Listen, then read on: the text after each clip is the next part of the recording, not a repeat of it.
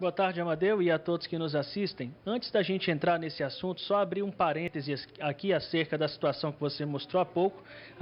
Mais ou menos 10h20 da manhã, nós estivemos na central de flagrantes e presenciamos esse adolescente de 17 anos que foi pego com outro de 13. Nós flagramos esse adolescente deixando a central de flagrantes acompanhado de familiares. Portanto, às 10h30 da manhã, ele já estava livre. Agora, falando do caso do taxista, um caso que chocou toda Teresina e o Piauí na tarde de ontem, as investigações avançam e mostram que, além do adolescente que atirou, havia outro menor envolvido nessa situação que pode ser o mentor intelectual de toda a ação. Vamos acompanhar. O corpo foi velado durante toda a manhã em clima de comoção e revolta. Muita tristeza, sabe? Revolta, porque recentemente aconteceu com outro taxista e nada foi feito. E ontem novamente aconteceu com o Zé Wilson. A gente só pede que não fique mais uma pessoa.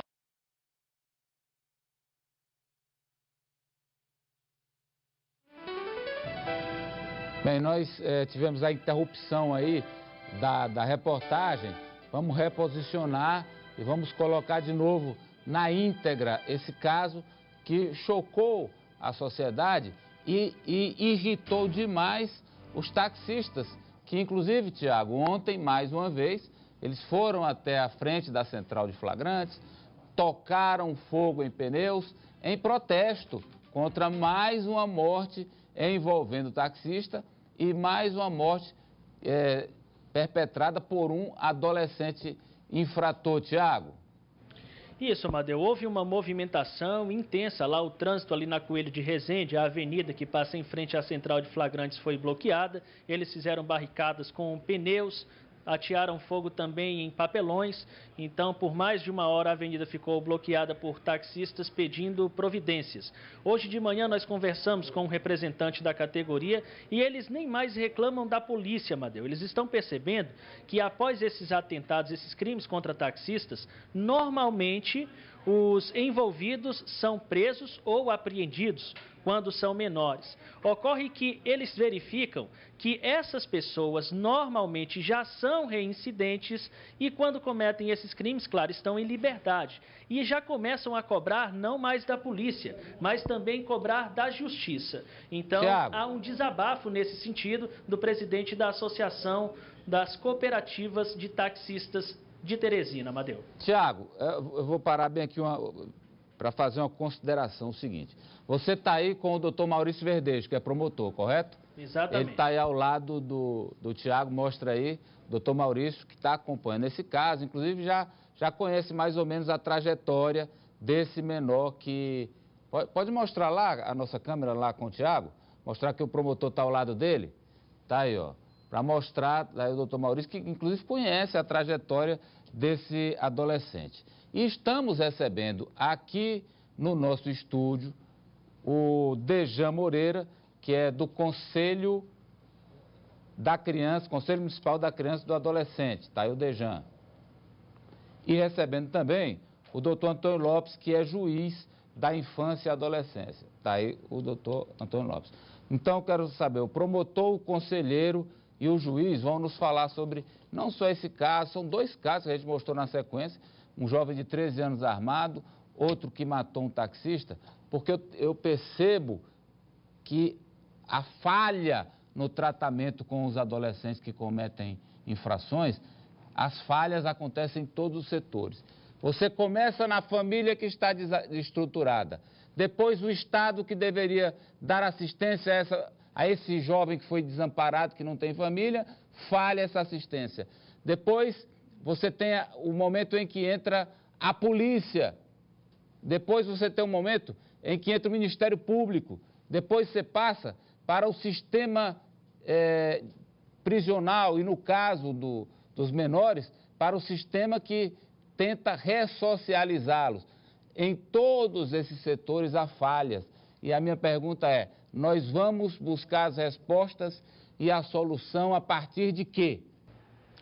A gente esteve inclusive no velório hoje de manhã, o corpo continua sendo velado, só deve ser sepultado às 4 horas da tarde e o clima lá de muita tristeza entre todos. O corpo foi velado durante toda a manhã em clima de comoção e revolta. Muita tristeza, sabe? Revolta porque recentemente aconteceu com outro taxista e nada foi feito. E ontem novamente aconteceu com o Zé Wilson. A gente só pede que não fique mais uma pessoa, que um menor que diz ser menor, fazer um negócio desse, deixar mais uma família sem um pai. O taxista e funcionário do sistema O Dia de Comunicação, José Wilson Teixeira, foi assassinado com 3 tiros na rua Magalhães Filho, centro de Teresina, na tarde de ontem após realizar exames de saúde. Ele foi abordado por um suspeito que queria o carro e teria relutado em entregar a chave sendo baleado. A versão foi apresentada pelo adolescente que efetuou os disparos, apreendido minutos depois por uma guarnição da Rony. A hora do assalto eu pedi a chave, ele não entregou, senhor. O que tu ia roubar dele? O carro, senhor. Qual era o carro? Era um Siena. O infrator disse que o carro tinha destino certo. Eu vender, senhor. Vender pra onde? Vender lá pro Timon. Já tem um comprador. Mas antes de chegar a Timon, o carro passaria pelas mãos de quem encomendou. Pelo telefone do menor, policiais marcaram um encontro para entregar o veículo ao criminoso. No local acertado, havia 2 mulheres que foram detidas. Elas entregaram uma dupla que as aguardava no bairro Lourival Parente. A polícia ainda foi até o endereço, mas os criminosos já tinham fugido. Kaline Ribeiro de Souza e Cássia Beatriz Ribeiro da Silva foram autuadas em flagrante por latrocínio, organização criminosa e porte de munição. Uma organização criminosa, sendo que o menor que cometeu o crime de latrocínio matou a vítima para roubar, foi enquadrado no crime de latrocínio com associação criminosa. As 2 mulheres que foram pegas e que têm envolvimento também no crime foram autuadas em flagrante pelo crime de associação criminosa também, participação no latrocínio. Cássia namora um dos suspeitos de encomendar o carro. Ele é conhecido como Catita, um adolescente de 17 anos, morador da Vila Irmanduce, investigado em pelo menos 5 homicídios. 3 deles cometidos de dezembro para cá, depois que deixou o centro de internação. A informação de um suposto receptador em Timon será apurada. O Wilson é o 3º taxista assassinado em Teresina em menos de um ano. Abalada com a violência, a categoria critica o Poder Judiciário. O que a gente quer saber? O que a Justiça quer realmente? O que ela quer de resposta nossa? Será que ela está querendo que a gente também faça a justiça na própria mão? Porque a obrigação dela é fazer, colocar esse assassino na cadeia, permanecer na cadeia. Que não pode nem dizer que esse menor é assassino, pois pode me processar. Ele é um assassino sim, ele é um bandido.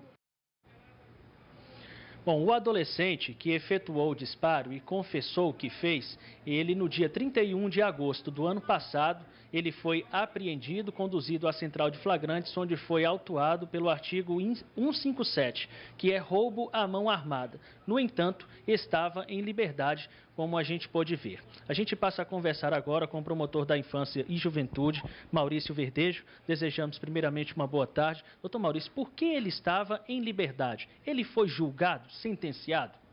Boa tarde a todos, boa tarde, Amadeu. Esse adolescente, ele foi julgado, sentenciado, era o primeiro roubo dele. Ele recebeu uma medida em regime aberto, prestação de serviço à comunidade. Só que ele, num palavreado para o pessoal entender, ele está foragido. Foi quando ele conseguiu agora, cometeu esse novo crime. Ele não chegou a cumprir a medida? Ele não chegou nem a iniciar o cumprimento, mas ele não foi liberado pela justiça. Ele foi sentenciado. Houve alguma falha na comunicação para que o Ministério Público não tomasse conhecimento de que ele não estava cumprindo a medida? Tem as questões de envio, eles tentam entrar com a família, em contato com a família, então há uma certa demora natural mesmo do procedimento. Então não houve falha. Na verdade, é porque esse adolescente estava com essa medida. Não cumpriu e cometeu esse outro crime. Agora é bom destacar que todos os adolescentes estão realmente cumprindo a medida de internação lá no SEM.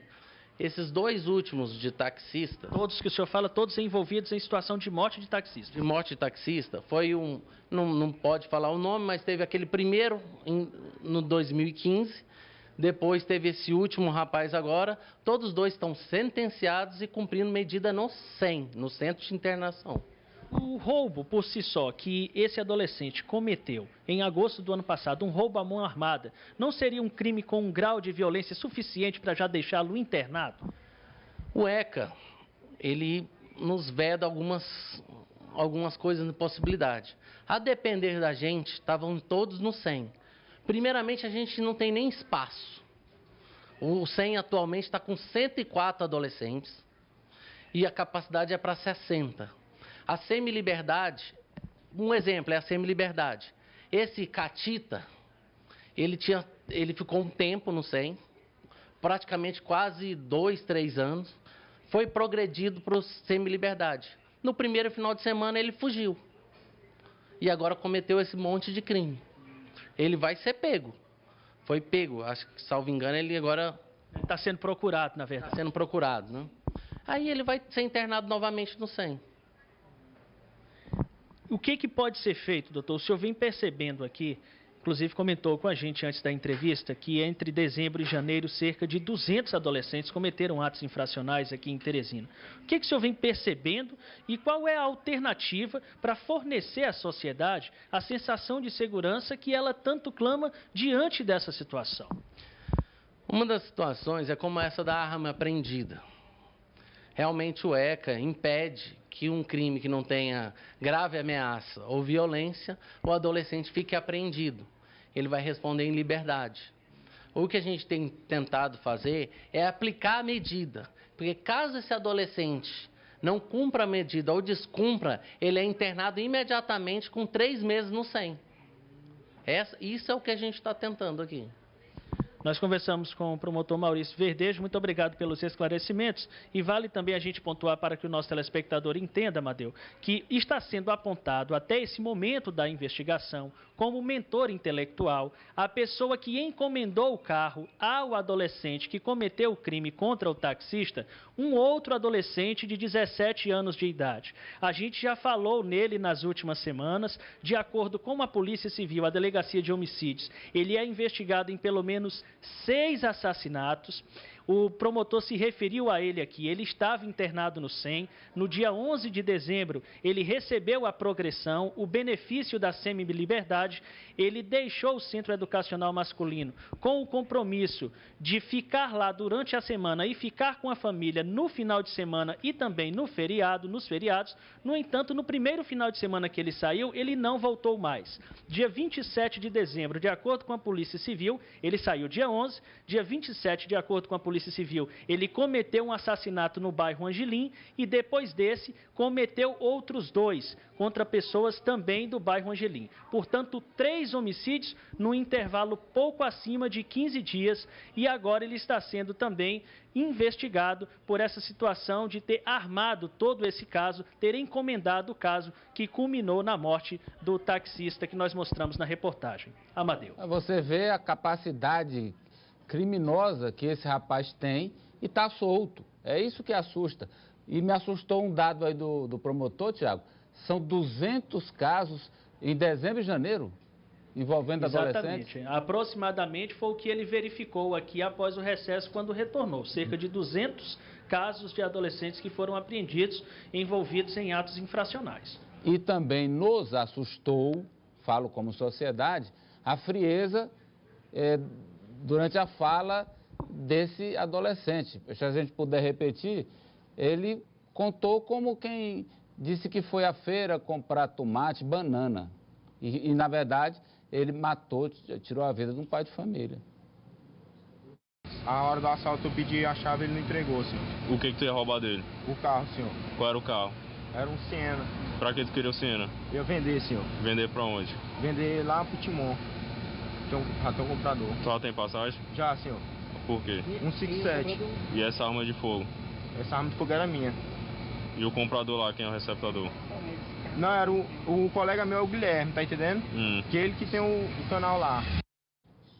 Essa gravação aí foi feita pouco tempo depois do assassinato, do latrocínio.